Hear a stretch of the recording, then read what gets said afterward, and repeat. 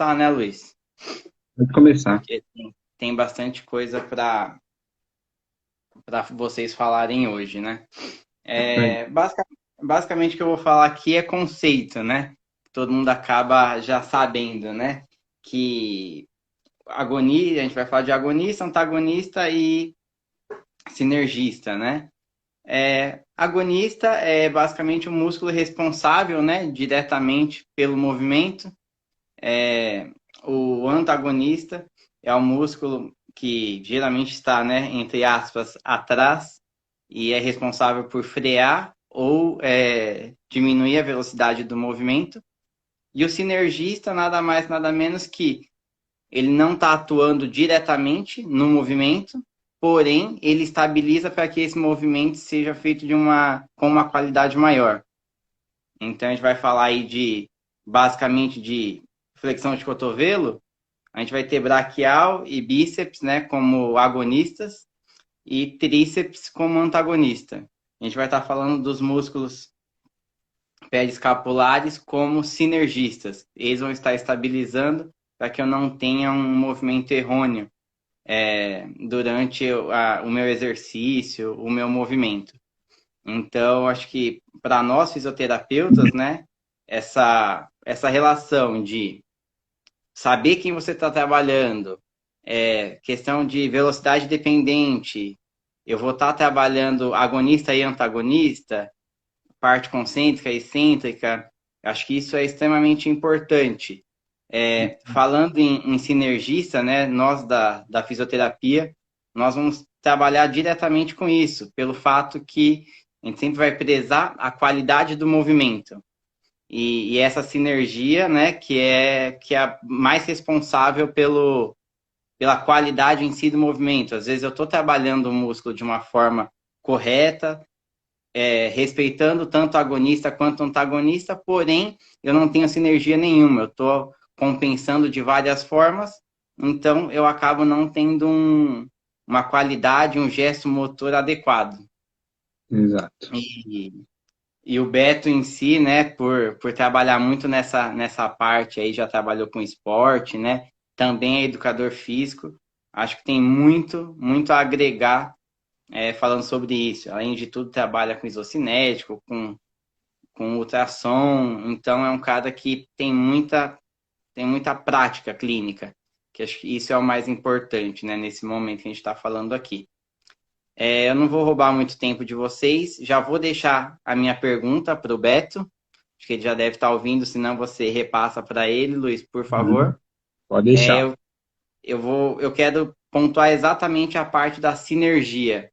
Ele que trabalha com atletas, né? Já trabalhou muito com atleta e continua trabalhando. Como que ele consegue, como que ele trabalha a parte de sinergia falando em gesto esportivo durante o movimento? Uhum. Quais são as preocupações dele nesse momento com a sinergia e mesmo assim eu ainda ter uma qualidade e um gesto motor correto, tá bom? Beleza. Tá, não vou roubar o tempo de vocês. Mais uma vez, SoundCloud, YouTube e Spotify. Busquem lá, o pessoal participa, mandem perguntas que nós vamos tentar responder a todos. É isso Tá aí. bom? Obrigado, William. Até semana que vem, gente. Tchau, tchau. Guardar um pouquinho, que daí já convido aqui o Dr. Beto para participar. Obrigado a todos que têm divulgado aí o Fiz em Debate. Muito obrigado, tá? Cadê eu? Cadê você, Beto? Pera aí. Ué, Aí, eu- que virar agora a câmera. hum, Acho que a câmera está invertida. ah, é? Ah, agora sim. Pronto.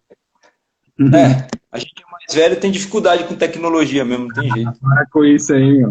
Tudo bom? Prazer tê-lo aqui, Tudo viu? bem? Oi? Prazer tê-lo aqui. Oh, obrigado, Luiz. Prazer é meu. Boa noite para todo mundo.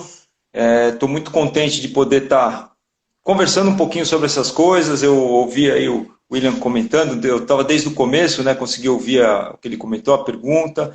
E espero que essa prática que eu tenho, né? Que eu já quebrei a cabeça um pouco de tempo aí, possa ajudar Com certeza no vai. de hoje. Beto, para começar, fala um pouquinho de você, para quem não te conhece, se apresenta aí um pouquinho para a gente, fala um pouquinho do seu currículo, aonde você está trabalhando. Então, eu fiquei conhecido dentro da fisioterapia por conta mais do Corinthians, que eu fiquei lá 20 anos, né? Foram 2 etapas que eu estive lá, mas no total deu uns 20 anos. E fiquei muito conhecido por conta do isocinético, porque desde o começo da minha carreira, né, depois que eu me formei em fisioterapia, eu já fui fazer um estágio, aprender a trabalhar com isocinético, e acabei ficando conhecido pela essa parte do futebol e do isocinético, né? Seria o meu cartão de apresentação. Então, eu acabei me desenvolvendo bastante nessa parte. Desde 93 eu mexo com isocinético, então deu para ver bastante coisa e gostar cada vez mais do método. Eu sou suspeito para falar porque eu gosto bastante mesmo. A experiência que eu tive no futebol, eu não tenho nem o que comentar, não tem faculdade que te dê essa experiência, tem curso de pós-graduação que te dê essa experiência, mas o futebol é uma coisa temporária, né? Quando a gente é mais jovem, a gente tem mais pique para trabalhar no futebol. Conforme vai chegando um pouco mais da idade, eu estou com 53, a gente não tem mais a mesma disposição, vamos dizer assim, né? Então, a rotina do futebol é muito puxada, né? É muita viagem, muita aquela coisa de pressão. Então, o que acontece? Eu, como o William falou, eu sou formado tanto em fisioterapia quanto em educação física, por isso que eu acabei trabalhando mais no esporte, nessa área. E hoje eu cuido aqui da minha clínica, estou aqui na clínica nesse momento fazendo a live com vocês, onde eu atendo ortopedia, fisioterapia esportiva, tenho o meu equipamento isocinético e estou agora, de 1 ano e meio para cá, começando na área da termometria e da ultrassonografia cinesiológica, né? Então, são coisas muito interessantes, são coisas que eu estou muito assim empolgado de estar trabalhando, né? Acrescentando junto com o isocinético e tudo mais. A gente vai acabar falando um pouquinho deles aí durante a live também. Beleza. Falar que eu conheço o Beto já faz um tempinho, né, Beto? 99, que eu fiz estágio lá no Corinthians. Puxa vida, Luiz. E eu fui lembrar depois que você fez o convite, falei, caramba, olha quanto tempo já passou. Impressionante. Que legal, é muito bom, muito bom. Estamos aí, né? É isso aí. Estamos lutando. É isso aí. Então, vamos começar, então. Como a gente está subdividindo agonista, antagonista, o William deu uma introdução aí. O mais fácil para trabalhar acaba sendo o enfoque maior na reabilitação, e ele é o protagonista, é o agonista, né? Então, quero saber de você, o trabalho de agonista simples, a gente já conhece, e o fisioterapeuta trabalha. Eu queria saber de você, na sua prática clínica, quais outros instrumentos você usa para potencializar esse trabalho do agonista? Então, quando a gente quer reabilitar um músculo específico, é bem interessante usar a eletroestimulação, as correntes elétricas. Eu praticamente uso o FES mesmo, que é a corrente, não uso russa, não uso essas outras mais novas, vamos dizer, né? A australiana, que o pessoal está usando, essas correntes. Eu uso ali o FES mesmo, com o pulso retangular. Membros inferiores eu costumo usar ali uma largura de pulso de 400 ou 450, membro superior 200, 250 e coluna 300, 350, né? Como eram as cartas do Compex, os primeiros Compex que eram com cartas que você usava, né? E usando frequência de 60 Hz para ativar todas as fibras do motor, todas as unidades que eu puder ativar, tipo 1 e 2, né? Certo. Então esse é um recurso bem legal. Eu gosto muito de fazer contração isométrica. Não contração isométrica com carga, mas uma contração isométrica ativa, buscando um melhor recrutamento. Se eu colocasse um eletrodo de superfície para fazer uma eletromiografia de superfície, eu conseguiria um sinal bem alto. Quer dizer, aquela ativação do músculo importante, tentando recrutar todas as fibras para depois partir para o movimento. Gosto muito disso. E associado com o eletro, fica muito bom. Você dá a percepção. E eu aprendi com o professor Fernando Vilar, uma vez numa palestra que ele deu, que o importante nessa hora é a aferência que você dá para o cérebro de como aquele músculo está contraindo. Né? Se o nervo é misto, exato. Se o nervo é misto e 2/3 são aferentes, então eu tenho que dar aferência para funcionar melhor o sistema. Né? E agora, mais recente, aprendi lá com o Gustavo, né, lá de Curitiba, a trabalhar com a oclusão. O Fabrício também está trabalhando com oclusão, né? Muito, muito interessante, muito interessante. Você trabalha sem carga externa praticamente e o recrutamento, o nível de ativação muscular é impressionante. Então, para músculo agonista, para trabalho em cadeia aberta, assim, para você ativar aquela unidade que você está precisando, é muito legal. Legal, a gente até comentou na live passada um pouquinho, quando a gente estava falando com o Felipe, sobre a oclusão, né, que é teoricamente recente, e aí os cuidados de se utilizar, eu acho que é uma técnica que o pessoal tem usado bastante, né, justamente para otimizar essa contração.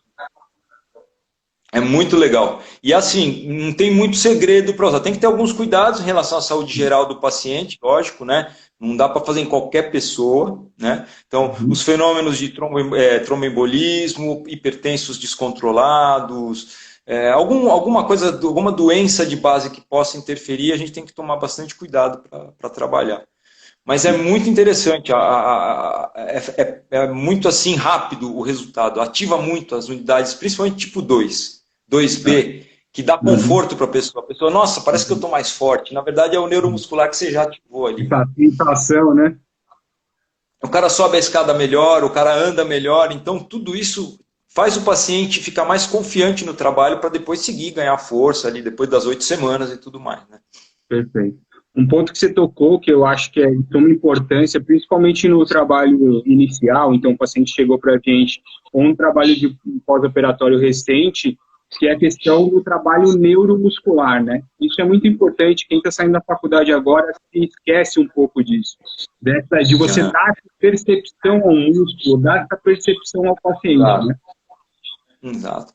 É, porque se você não consegue recrutar as fibras que aquele músculo tem, as unidades motoras não serem ativadas da maneira correta, com a coordenação adequada, dificilmente você vai conseguir progredir depois e ganhar a força final e partir para um trabalho, por exemplo, um pliométrico, que você vai exigir essa troca de unidades motoras, ou um trabalho em velocidade maior, mesmo um excêntrico, você vai precisar ter essas unidades bem coordenadas para o teu músculo responder bem. Então, você está preparando para poder ter um resultado melhor depois, né? Perfeito. Isso é importante a gente sempre bater na tecla, porque são coisas que são importantíssimas para o decorrer do tratamento e muitas vezes são esquecidas na prática, né? Sim, sim. Eu gosto muito de qualidade do músculo. O pessoal costuma, não, vou fazer resistência, força, potência. Ótimo, isso aí é legal, no esporte a gente usa, mas se você tiver um músculo que seja eficiente para gerar tensão, quando esse paciente ou esse atleta passar para o preparador físico, essa parte específica dentro do movimento esportivo, deixa que ele faz. Exato. Entendeu? Eu raciocino muito assim, não adianta eu fazer série de 1000 para ganhar resistência do músculo, se é preferível ele trabalhar toda a cadeia muscular em resistência no movimento esportivo, no campo, muito mais agradável. Exatamente. Um raciocínio meu. Então eu gosto de trabalhar com pouca repetição e pouca carga, buscando a qualidade. E depois aí desenvolver. Né? Isso. Qualidade, depois quantidade. Isso, sempre, sempre. Beleza. Agora vamos falar um pouquinho do antagonista, né? Ele tem um papel importante em termos de controle muscular e tem um papel, como o nome já diz, se opondo ao movimento que você deseja fazer. Eu quero saber de você o quanto você se utiliza dessa propriedade de controle muscular e o quanto você se utiliza do antagonista como protetor articular ou protetor muscular. Então, a gente sempre faz os trabalhos, né, basicamente, utilizando mais o sinergismo de toda a cadeia muscular, de todos os grupos, né? Mas, por exemplo, particularmente o antagonista, eu gosto muito de utilizar quando eu preciso ganhar mobilidade do agonista. Por exemplo, está encurtado, meio contraturado, não sei se a palavra seria contraturado, mas tem aquela tensão miofascial que não cede, eu gosto de ganhar isso usando o antagonista. Ótimo. Que aí você tem aquela inibição recíproca, né? Que você consegue melhorar, então ativamente você consegue ganhar. Então, nesse sentido, eu acho muito legal um dos trabalhos para o antagonista, né? Mas a proporcionalidade de agonista-antagonista, ainda mais eu que mexo com isocinético, a gente vê muito isso. No próprio relatório, a gente tem um número lá. Então, para flexores e extensores do joelho, aquela proporção de 60% a 60 graus por segundo.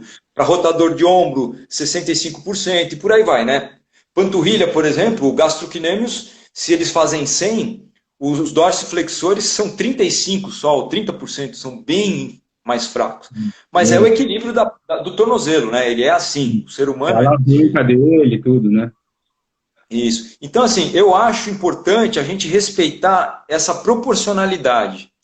Perfeito. Tem alguns trabalhos de isocinético, principalmente, que falam de você preparar os isquiotibiais, por exemplo, em relação ao quadríceps, na proporção de 1 para 1, sendo concêntrico do quadríceps para o excêntrico dos isquiotibiais.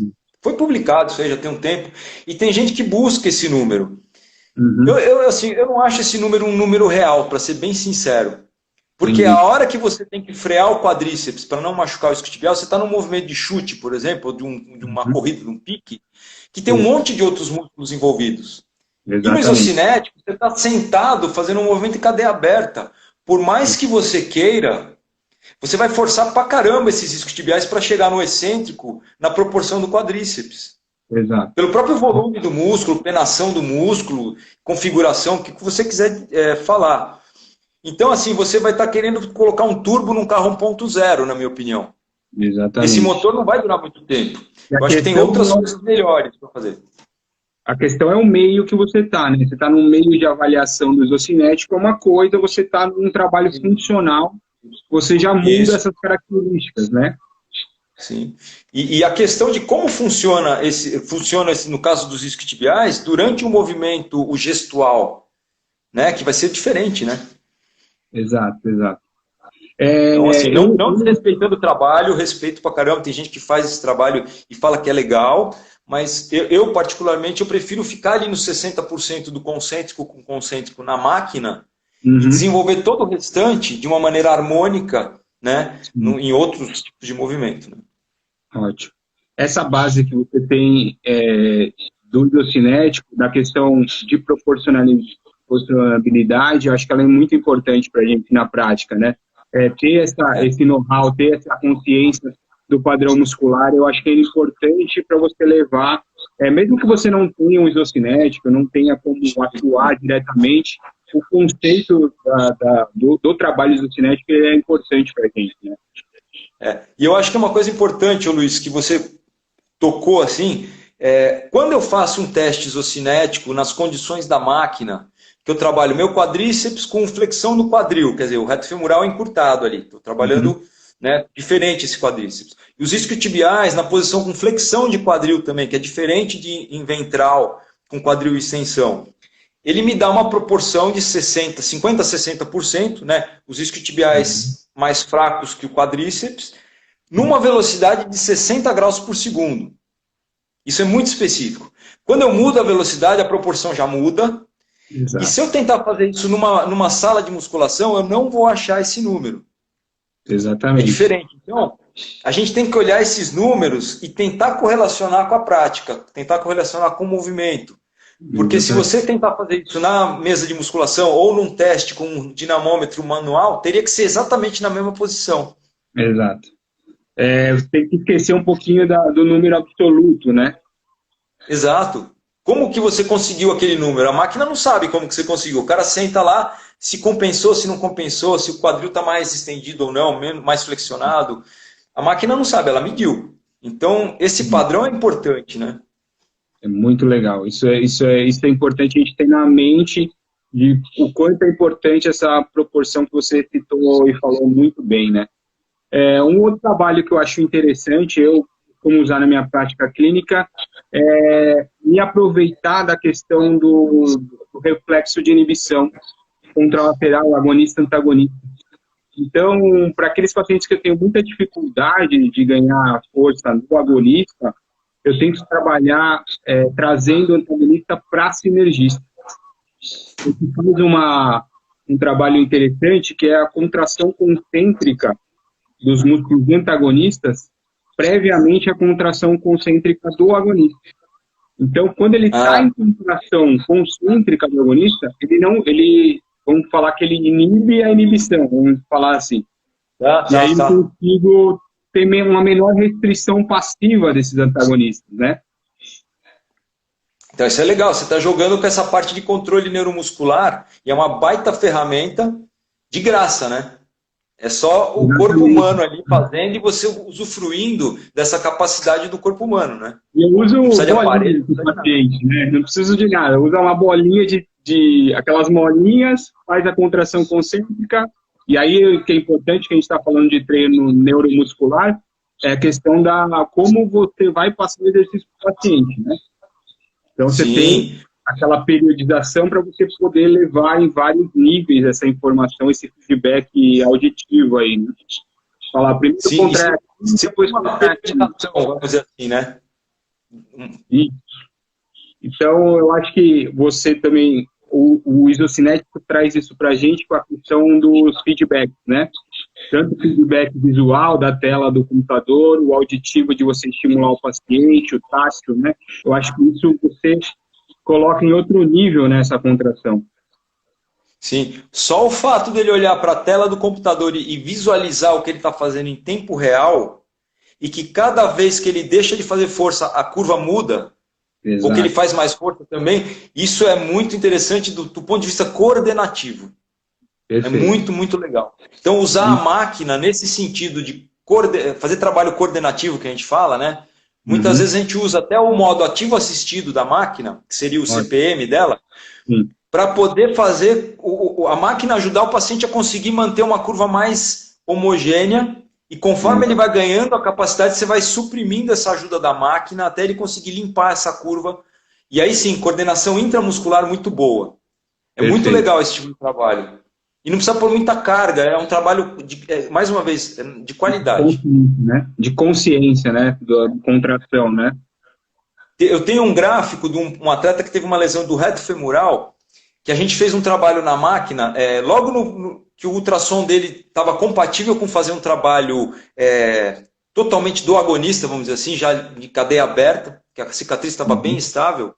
Legal. A gente colocou na máquina e a curva saiu com um monte de oscilações.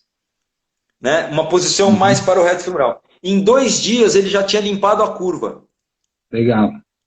Então não foi força naquilo ali, coordenativo, muito legal. Trabalho submáximo, mas nem assim ele conseguia manter uma tensão constante, vamos dizer, da musculatura, né?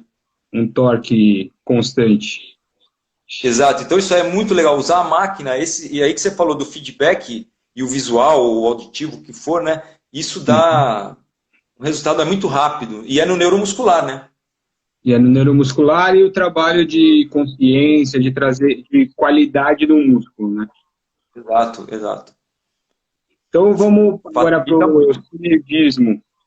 Eu acho que é parte importante e a gente tem algumas técnicas que se utilizam do sinergismo. Então, como eu fiz com o agonismo, eu te pergunto aí o que você usa de técnica ou de estratégia para conseguir trazer esse sinergismo e melhorar a contração do paciente? Então, quando a gente fala do sinergismo, não precisa ser necessariamente só da parte relacionada a tronco, né? Vamos dizer assim, core, né? A gente pode usar o sinergismo, por exemplo, você está fazendo, que eu gosto muito, pós-operatório de tendão calcâneo. O meu teste de tendão calcâneo, para saber se o cara ficou bom mesmo, não é nem na máquina isocinética. É fazer uma flexão plantar unipodal com o peso corporal sem roubar no joelho, ou seja, sem deixar o joelho flexionar para ganhar vantagem. Exato. Se esse cidadão conseguir fazer um movimento concêntrico e excêntrico, um pouquinho na fase negativa, né, num degrauzinho, completo, com todo o controle, esse cara está com o tendão calcâneo legal e uma panturrilha que você pode progredir para a pliometria e para as outras coisas. Se ele não fizer isso, não adianta. Então o sinergismo vai entrar onde? Lá no joelho. Exato. Porque o gastrocnêmio é biarticular, se ele não consegue fazer lá embaixo no tornozelo, ele vai querer roubar do joelho. Então esse é um exemplo de sinergismo, para mim, bem importante. Ótimo, ótimo.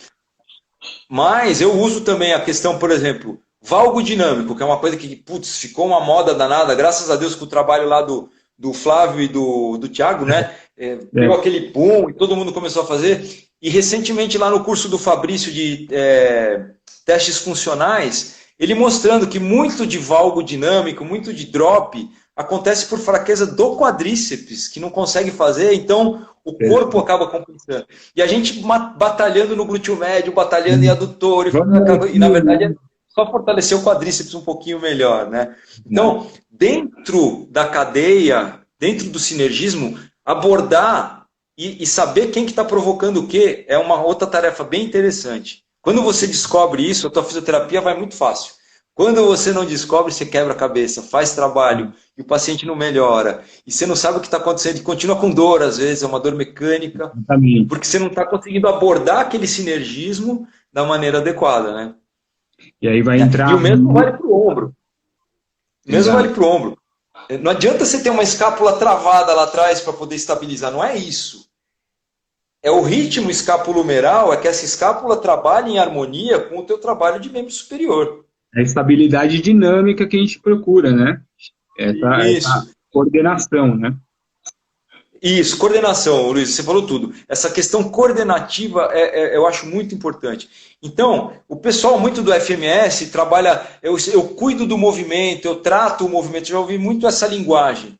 Eu acho bastante interessante ver esse movimento harmônico. É lógico que você precisa saber origem, inserção, quem está trabalhando, quem que não está.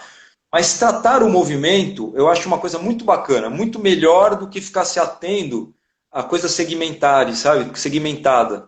Sim, sim. Esse conceito de globalidade, de você trabalhar cadeias, ele já, desde que a gente se formou, a gente ouve, mas na prática você se perde um pouco, você fica naquela segmentação, né? Isso vem ganhando de novo um ponto importante aí no nosso meio, na prática, a questão desse trabalho de cadeias, trabalhos diagonais, né? Trabalhos que vão fazer com que eu, tendo uma base estável, eu consiga fazer um movimento mais harmônico, né? Mas eu acho que, assim, para o aprendizado da gente, né, quando é aluno, se não for assim, é difícil. Se você já der tudo, é muita coisa para a pessoa entender.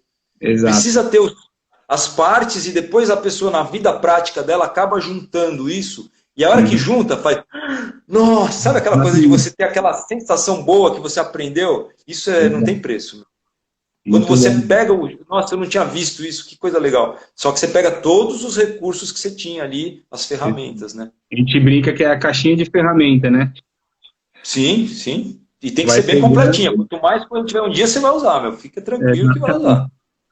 Né? Roberto, vamos falar um pouquinho de um trabalho que você foi buscar e eu acho muito interessante, baseado nessa questão que eu comentei com você, desse feedback, que é a questão do ultrassom, né? Você está lá vendo, ultrassom dinâmico, você está vendo o trabalho de contração muscular, está vendo alinhamento de fibra, tudo isso. Conta um pouquinho para a gente dessa experiência de ter essa correlação de feedback visual para você, né, como uma avaliação e tudo, e para o paciente para ter esse feedback mesmo do tratamento.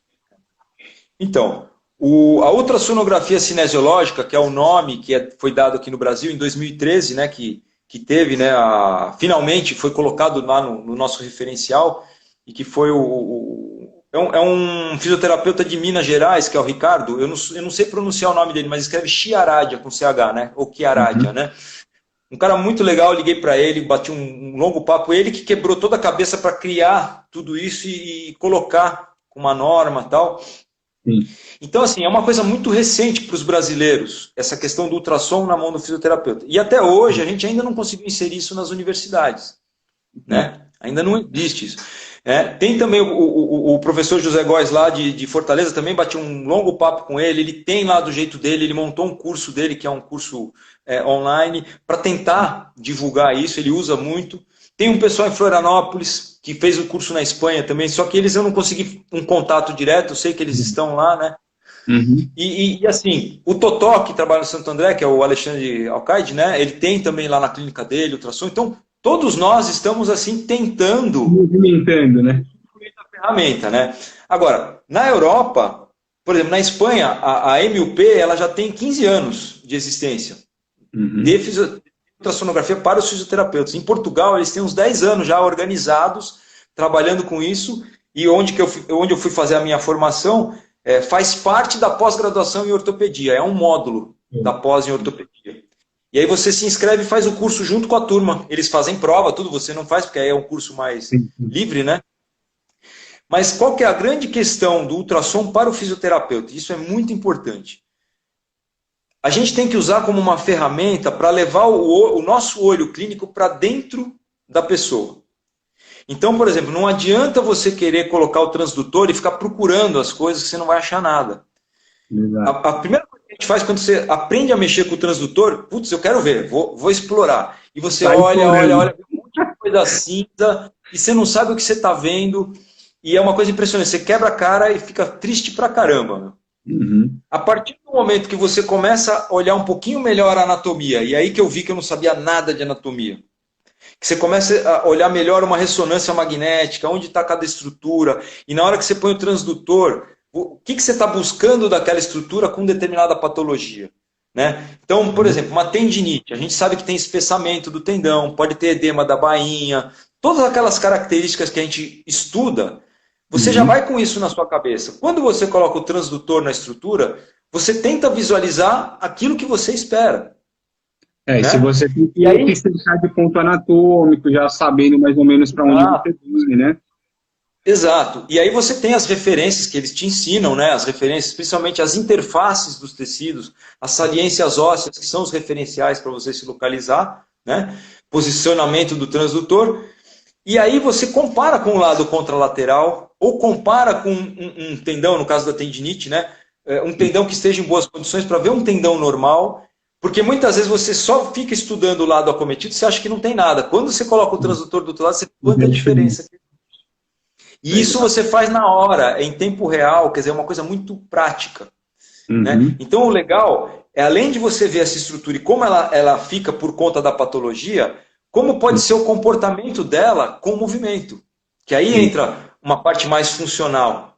Né? Você não precisa ficar fazendo vídeo do ultrassom, necessariamente. Você pode colocar em 3 posições, por exemplo, aquele músculo, vai. Ou um tendão, quando está contraído, quando está alongado e na posição de repouso. Para dar uma perspectiva, né? Isso. E faz um comparativo com o outro lado. Você já tem um monte de informação ali, inclusive para mostrar para o seu paciente e para você mesmo. Né? E depois de um tempo você vê de novo, faz o tratamento, depois você mede de novo, vê, visualiza isso aí outra vez. Então, essa parte do ultrassom é muito rica e é muito sedutora. Você tem vontade de ver um monte de coisa, né? Tem que segurar um pouquinho para não se empolgar demais e esquecer da clínica. Sair explorando, né? Vai sair explorando todo mundo. Porque você quer ver tudo, né? E o ultrassom tem as suas restrições, né? Você tem alguns tecidos que não são tão bons para se ver com ultrassom, né? Tem coisa que dá para ver. Eu acho que mas é muito legal. A grande sacada de trazer para a fisioterapia é justamente a questão dele ser dinâmico, né? Exato. E assim, vou dar um outro exemplo. Outro dia a gente viu uma sutura de menisco que estava, na hora do movimento, a sutura ia para dentro da interlinha. Estava tracionando. Então o paciente tinha uma dor, parecia que alguma coisa me amarrava e na verdade a sutura estava fazendo. E olhando o outro paciente com uma sutura que estava normal, a sutura só desliza junto com os tecidos ali. Isso é um dado importante. Agora, como a gente vai passar isso para o médico e como a gente vai abordar isso para não ser antiético? Isso é muito importante também. Né? De que maneira conversar sobre isso? Né? Então, a gente não pode errar na mão e perder a chance de poder fazer ultrassom. Perfeito. Tá? Porque, por exemplo, no último congresso brasileiro de ultrassom, que foi aqui na Frei Caneca, eu tentei ir até lá para ver se existia uma possibilidade de, pelo menos, eu conversar com alguém e tal, e era muito fechado mesmo. Eu não tive nenhuma chance de chegar perto. Existia um abaixo-assinado deles para não permitir nenhuma outra categoria da área de saúde usar ultrassom a não ser os médicos. Então, é o que eu falo, a gente precisa convencer os médicos que a gente vai usar a ferramenta de uma maneira totalmente funcional. Exato. E que nós, fisioterapeutas, tenhamos a atenção de não fazer diagnóstico, tentar fazer diagnóstico, não é a nossa praia, não é a nossa parte. Perfeito. Né? Roberto, outra grande questão é a gente voltando aí para o assunto propriamente dito, do que agonista e antagonista. eu utilizo bastante, que é a questão na sinergia, e eu trabalho de co-contração, né, que eu acho importante, principalmente na fase inicial, paciente pós-operatório, que a gente tem diversos tipos, modos de trabalhar a co-contração. A gente tem a estabilização rítmica, a gente tem esse trabalho de consciência, de novo, na consciência da sinergia, trazer estabilidade. Eu acho que isso é um ponto importante. Você usa, como é que você usa esse tipo de tratamento, de abordagem? Sim, a gente usa bastante a questão da cocontração, por exemplo, nos pós-operatórios do cruzado, para poder fazer um trabalho de extensão em cadeia aberta com uma proteção para o joelho, para não ter nenhum risco. Apesar de ser pouco cisalhamento, pouca tração e tal, mas é sempre bom. Se você tem mais um recurso, está no próprio paciente, quer dizer, no corpo dele, e você pode usar, é bem interessante, né? E essa questão de usar a cocontração previamente a uma estabilização, um sinergismo que vai vir depois mais completo, é aquele segmento funcionando bem para colaborar com o todo, né? Então você vai naquele pedacinho, reeduca, ensina a ativar e fica muito melhor. O depois para você trabalhar é, sem dúvida, muito melhor. Muito melhor. Muito legal. E de novo, voltando, né, à base do ensinar o paciente a contração, ensinar, ter a percepção da contração, né? Uhum. Exato. E por isso que a fisioterapia, ela precisa ser uma coisa de pôr a mão, de tocar, de estar junto. Por mais que você não está fazendo exercício com resistência manual, mesmo que seja na máquina ou com peso, com borracha, o que for, você está ali ensinando, dando o teu feedback para o paciente. Olha, eu quero que você faça assim, não quero que você faça isso. Ele aprendeu uma vez, pronto, vai embora. É isso aí, perfeito. E isso a gente sempre falta muito em pacientes que chegam de outros serviços, infelizmente, né? Então, ter essa consciência e ter esse cuidado com o paciente é importante, porque, como a gente já falou, vai repercutir no longo tratamento, né? No ganho de força, no trabalho mais avançado de biometria, por exemplo, que você falou, né? Sim. E na nossa profissão, ao contrário das operadoras de celular que querem fidelizar você para frente, a gente não tem que fidelizar ninguém. A gente tem que dar autonomia para o paciente. Né? Uma vez eu falei conversando com o Afonso Shigemi lá de Londrina, teve uma época que eu fui fazer os cursos de terapia manual dele, ele me falou assim, Beto, nós temos que ter uma fisioterapia eficiente para que esse paciente logo tenha alta logo, o mais breve possível, né, respeitando os prazos, para que ele fique satisfeito com aquilo. E você dá chance de outras pessoas virem para a sua clínica receberem o tratamento. Essa rotatividade você está beneficiando mais pessoas. Exatamente. Né? E não ficar, não, vou fidelizar, o cara fica comigo 10 anos e aí, não é assim. Você criou um dependente teu, não pode. Amizade depois, né? Vai bater papo fora, né? Então, isso que você falou de ensinar o paciente, eu acho, é o que eu mais gosto de fazer. A pessoa entendeu o que ela precisa fazer, ela vai colaborar muito com o seu tratamento, porque ela vai saber por que ela tem que fazer aquilo. E vai fazer lição de casa, vai fazer manutenção depois que acabar o tratamento, porque ela vai ver que faz bem para ela. Isso é muito importante. Então, pensando um pouquinho mais dinâmico, eu vou repetir a pergunta do William, tá? Que é como você consegue otimizar a sinergia, já pensando num trabalho mais dinâmico, um trabalho com atleta, como que você consegue trabalhar essa sinergia ativamente, no gesto e assim por diante?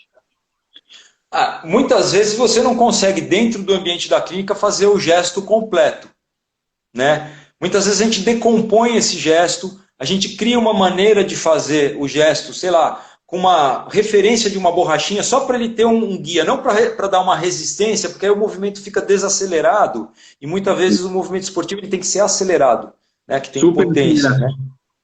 Que é o contrário, né? Mas assim, você dando um referencial, por exemplo, com uma borracha para guiar o movimento, um objetivo para ele fazer, e você decompõe o gesto com um objetivo, é uma maneira interessante de melhorar o sinergismo. É uma tarefa para poder fazer. Então você cria uma tarefa. Então, vamos dar um exemplo aqui interessante. Para eu ter aquele molejo no joelho para correr, que é uma coisa difícil no pós-operatório do ligamento cruzado, que você perde esse referencial, até desenvolver o padrão motor de novo, a gente faz, por exemplo, o trabalho como se estivesse correndo no leg press horizontal com carga mínima. Certo. E a gente começa esse movimento não fazendo a pliometria, mas fazendo o encaixe e desencaixe do joelho, destravar o joelho e travar o joelho. Legal. A maior dificuldade que um paciente que operou o cruzado anterior tem é sair da extensão que é encaixado e desencaixar para entrar em flexão. Parece que ali tem um lapso de controle que eles são apavorados. É isso aí. E você percebe bem claramente isso no início do tratamento, na marcha, né? Na retomada da marcha e tal. É impressionante. E se você não corrige isso naquele início, quando você colocar ele para fazer, sei lá, um trote no colchão alto, uma caminhada na esteira, o que for, ele não vai ter elementos para poder fazer o movimento correto. Se você vai solicitar, não, faz direito, o cara não consegue. Você não trabalhou o início do sinergismo, entendeu? Então seria, assim, você decompôs para chegar onde você quer. Você fez em fases, né? Vamos dizer assim. Porque, assim, eu acho que você retomar a prática do atleta em clínica, como a gente falou de velocidade e tal, acho que a melhor opção seria segmentar mesmo, né? Porque mesmo se a gente for pensar em isocinético, a gente vê, por exemplo, o atleta de arremesso, a gente não consegue nem reproduzir no isocinético, imagina na prática ali, na clínica, né? Não, e uma coisa importante, nenhum movimento humano é isocinético, né? É um movimento acelerado e desacelerado. Sim. Então o isocinético ele é interessante, ele te dá uma dinâmica, ele te permite trabalhar em velocidades angulares próximas das funcionais, mas vou dar um exemplo bem simples. O arremesso do beisebol, né, quando o pitcher lança a bola, a velocidade angular do ombro do cara é 5.000 graus por segundo, mais ou menos.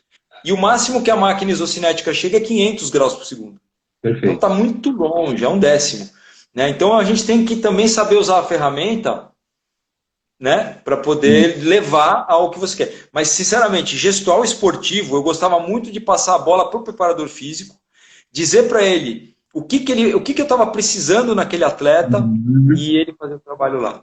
E uma outra coisa que era muito legal, no Lab R9, o Luciano fazia, monitorado por câmeras, ele fazia o gesto, por exemplo, um valgo dinâmico, sei lá, um drop do quadril, ele fazia com o atleta olhando em situações de tarefas para serem executadas, chutar uma bola, subir um degrau. Legal. E a gente trabalhava na físio, os elementos, e o Luciano corrigia no laboratório. Né? Ele não analisava, ele usava a máquina como uma ferramenta para tratar. Putz, era muito legal. Muito legal. E na plataforma de força, vendo força de quadril e joelho, onde que estava a disparidade, também muito interessante o trabalho. Outra ferramenta que a gente pode usar bastante, voltando na questão aí do feedback, é o biofeedback, né? Você tem usado, até a gente até conversou, né, sobre a questão de ombro, do infra, que eu falava com você, eu falei com o Ricardo, essa questão do biofeedback que é importantíssimo nessa conscientização, e pelo menos nos Estados Unidos, eu tenho conversado com alguns físios lá, eles estão usando muito o biofeedback para a questão das transferências musculares, das cirurgias de transferências, né? Interessante. Mas o biofeedback com eletrodo de superfície para eletromiografia ou usando ultrassom? Não, com eletrodo de superfície. Superfície, interessante.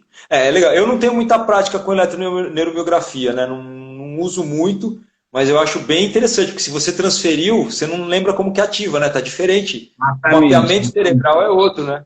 Exatamente. E você... Tá certo que o médico sempre vai priorizar a mesmo alinhamento de fibra, tudo, mas a função que aquele músculo fazia já é outra, né? Então, entra um pouquinho aí nessa questão que a gente está falando sobre o sinergismo, eu vou ter que usar uma estrutura sinérgica para dar estabilidade e para dar orientação do novo movimento, né? Sim, sim. Não, e aí você vai ter que passar por todas as fases do aprendizado motor de novo, né? Cognitivo, associativo, até chegar em autônomo de novo. E isso demora um tempo, né? Demora um tempo razoável. Isso é importante a gente saber. Essa cognição, por exemplo, tem muito paciente que já está no 9º mês de pós-operatório de cruzado e ainda está cognitivo para controle de desaceleração do joelho. Não porque é culpa da fisioterapia, porque é o organismo dele, ele não desenvolveu ainda o padrão autônomo para aquele movimento. Ele não chegou lá ainda. Enquanto ele estiver cognitivo, ele para de fazer fisioterapia, a musculatura faz assim, ó, murcha. E ele não sabe, mas eu ainda estou com atrofia. porque não está conseguindo manter, não está ativando, né? E aí acho que aí é importante voltar para o básico. A gente tem diferentes níveis de pacientes, né? Nível de consciência, nível de contração muscular, nível de atividade, né? Uhum. E é interessante que a termometria, nessa hora, para você ver se ele está ativando ou não está, ela é muito legal, porque ela mede a quantidade de infravermelho que o músculo emite. Então, por exemplo, você coloca ele em repouso e faz uma foto, e você vê diferença de temperatura, não está ativando igual no repouso. Aí você pede algumas contrações e você vê se isso muda, se os dois ativam por igual. Muitas vezes o lado operado não está ativando também, continua lá com uma defasagem. E você mostra isso para o paciente, olha aqui, ó, por que você não está conseguindo fazer as coisas? Você ainda não conseguiu. Vamos melhorar a sua ativação, vamos fazer eletroestimulação, vamos usar a oclusão, vamos fazer trabalho de cocontração, entendeu? Você usa os recursos e mostra na foto. É um tipo de biofeedback, entendeu? Com certeza. Você vai trazer isso para o paciente, né? Então, Roberto, vamos falar um pouquinho de contração concêntrica e excêntrica. Como a gente pode colocar na questão do agonista e antagonista? Você vê diferenças num trabalho excêntrico, por exemplo, com relação a pensar num antagonista, por exemplo? Não entendi muito a pergunta, Luiz. Como assim, o excêntrico... Pensando que a gente pensa, quando fala de agonista e antagonista, a gente pensa muito na questão do concêntrico, né? Do exercício concêntrico, da contração concêntrica. Pensando na contração excêntrica, você acha que altera esse padrão de agonismo e antagonismo ou não? Não, eu acho que assim, a questão do excêntrico, a gente não pode pensar, por exemplo, não, o agonista está fazendo concêntrico e o antagonista é excêntrico. Tudo bem, para uma determinada tarefa, isso é verdade. Mas, por exemplo, vamos colocar cadeira extensora, quadríceps fazendo agonista na extensão e quem está modulando isso ou fazendo uma ação excêntrica para modular o movimento, os isquiotibiais. Você pôs o pé no chão, já muda tudo. O quadríceps em cadeia fechada já vai entrar como excêntrico para você agachar. Perfeito. Entendeu? Então, depende muito. Eu gosto muito de trabalhar concêntrico e excêntrico de tudo. Sim. Mas em cada movimento, o que aquele grupo muscular não está conseguindo fazer naquela tarefa determinada? Porque o movimento não está saindo legal. Aí você vai e faz a abordagem específica. Não sei se eu estou respondendo a pergunta, mas... Isso aí. Né? E aí eu vou tentar trabalhar. O que está faltando para aquele movimento ficar mais harmônico? Pô, talvez esteja faltando os isquiotibiais na fase do balanço ali da marcha, não está desacelerando legal a perna, ele está chutando a perna, sei lá. Eu acho que assim, eu perguntei porque acho que na prática clínica a gente esquece um pouquinho das questões dos padrões concêntrico e excêntrico nas atividades que você está exigindo do paciente, né? E o que você falou, a gente está num padrão fazendo a cadeira extensora, ele muda completamente no ortostatismo, né? Então, ter isso em mente e trazer isso para o paciente, modular isso, eu acho importante, né? Sim, e ensinar para ele que existem diversas tarefas que a mesma musculatura tem que fazer. Exato. E vai ter que fazer para o cara ficar bem, para ele ter condições, qualidade de vida, inclusive, né? Legal. Beto, para finalizar, só vamos dar uma pinceladinha na pliometria, então, que é a questão desse balanço o mais rápido possível. Como é que você começa o trabalho de pliometria? Como é que você faz aí na clínica esse início da pliometria para o paciente ter essa percepção de que ele vai ter essa alternância rápida, né? Eu não gosto de tentar fazer pliometria enquanto você não tem uma força, vamos dizer assim, uma contração consistente muscular. Porque como você vai precisar de fibra do tipo 2, principalmente, porque é de resposta rápida, né? Se você não conseguir uma ativação muscular que você use essas fibras, na hora que você precisar da pliometria, vai falhar. Vai machucar. E uma outra coisa importante na pliometria, que até era tema de uma aula que eu falava sobre função excêntrica do quadríceps na reabilitação do cruzado, se você tem alguma cicatriz no meio do tecido conectivo e que impeça a transmissão de energia na cadeia, na hora da pliometria isso ele vai fazer uma claudicação ali que você não sabe de onde vem. Vai fazer então, por exemplo, Um tendão patelar de uma cirurgia de cruzado que foi usado esse tendão como enxerto e que ficou ali uma aderência na gordura de Offa, por exemplo. Ali vai dar problema. E não por conta só de dor, tal, mas é porque não funciona mecanicamente. Exato. Então, tem o Amadil, o professor Amadil, foi meu professor na USP, na Educação Física, ele falou uma vez, ele mostrou que o loop de resposta do fuso muscular e dos órgãos tendinosos de Golgi, eles são 0,30, acho, microsegundos, uma coisa, eu não lembro agora de cabeça. Mas assim, eles são maiores do que a reação do primeiro impacto na corrida, na plataforma de força. Tem um primeiro pico de energia muscular, na hora que a pessoa faz a abordagem com o calcanhar na plataforma de força, tem um pico antes da resposta do fuso muscular. E ele falou, isso tudo é acúmulo de energia cinética, energia elástica, na verdade, né, no tecido conectivo que vem como resposta. Então, o controle, na hora que você começa a destravar o joelho numa corrida, para não claudicar nessa corrida, não é só controle da parte efetora, vamos dizer, do músculo, mas da parte conectiva.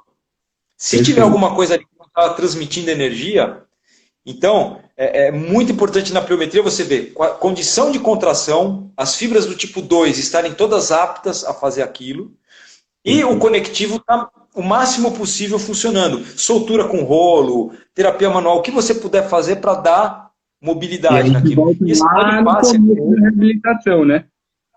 Essa história da face que está na moda, né, hoje em dia também, putz, é muito importante. Né? E aí, fazer essa pliometria, uma coisa que eu descobri também, uma vez eu fui assistir uma palestra de isocinético lá no Rio de Janeiro, era uma americana, e ela mostrou, vou mostrar para vocês pliometria. E ela mostrou uma pessoa só mudando de direção, e na minha cabeça a pliometria era pular do plinto, né, e fazer aquela coisa de salto, né? E o fato de você mudar de direção é pliométrico. Né? O fato de você pular no leg press horizontal é pliometria, ou no shuttle, ou no reformer, por exemplo, uma pliometria. Então você pode começar com cargas baixas, dentro da piscina, na própria cama elástica, decompõe a força, tudo bem, mas é o início da pliometria. Exato. É você começar a trabalhar esse controle de contração alternada, né? Sim. E uma boa pliometria, ela exige uma harmonia do movimento, um sinergismo, um controle, uma boa sinestesia, né? Propriocepção, aí vai por toda a parte do controle motor, né? Beleza. Betão, está chegando no final. Queria te agradecer muito a participação, foi um papo super legal, acho que a gente conseguiu aí levar bastante informação importante aí para a galera. Legal, muito Luiz. Eu posso dar um comentário, alguma coisa que eu acho que faz parte desse contexto? Quando a gente reabilita músculo nas lesões musculares, tem uma diferença em relação à lesão articular, que é o seguinte, quem está machucado é o próprio efetor do movimento. E quando a gente trabalha a articulação, a gente quer bastante músculo para estabilizar, bastante que eu digo não volume, mas qualidade para estabilizar a articulação. E no caso do músculo, como ele é o que está ferido, você tem que saber trabalhar numa hierarquia das contrações ou dos movimentos para não machucar de novo. Perfeito. E uma coisa que a gente desenvolveu lá no Corinthians, que foi muito legal, era assim, a partir do momento que já existia uma cicatriz razoável no ultrassom, não muito estável, mas que já tinha um tecido, a gente entrava com o sinergismo para aquele músculo. Ele participando como sinergista porque ele dividia a carga com os outros músculos, mas já trabalhando aquela cicatriz. Perfeito. Melhorou a cicatriz, ficou estável, a gente entrava com o concêntrico para priorizar a parte contrátil, fazer deslizar aquilo ali de novo, sarcômero, né? E tudo mais. E por último, o excêntrico, para trabalhar o conectivo, que era a própria cicatriz, para ganhar essa elasticidade, a resiliência, e aí depois ia para a pliometria. Então isso é legal, usar o raciocínio das contrações para trabalhar um músculo numa recuperação. Você falou, é uma hierarquia, né? Perfeito, isso é muito legal, muito legal. E é muito bem sacado, porque é isso mesmo, a gente está trabalhando ali a parte histológica, né, do músculo, aquela... trabalhando de dentro para fora. É que nem estômago com gastrite. Se o estômago está com gastrite, é ali que passa comida, não dá para pôr comida que fere, né? Café, gordura, e vai machucar. Tem que dar um tempo. Tem que proteger antes, né? Beleza, Betão. Muito, muito obrigado, cara, por ter aceitado o convite, tá? A gente vai tentar fazer umas próximas aí. Convido a você assistir e, quem sabe, uma próxima participar de novo, tá? Obrigado, Luiz. Agradeço muito da possibilidade. Espero que o pessoal tenha aproveitado, que tenha sido útil isso que nós conversamos. Muito gostoso falar sobre essas coisas, né? Né? É nossa Muito paixão. bom. O músculo é muito bom. Cada dia eu aprendo mais. É muito legal. Valeu, obrigado. Então tá bom, pessoal. O Beto vai se despedindo, a gente vai se despedindo também. Muito obrigado, Beto. Aí você fecha aí pra gente, para eu poder terminar aqui a live, tá? Joia. Muito obrigado. Tchau, tchau. Boa noite para Valeu, todos. grande abraço.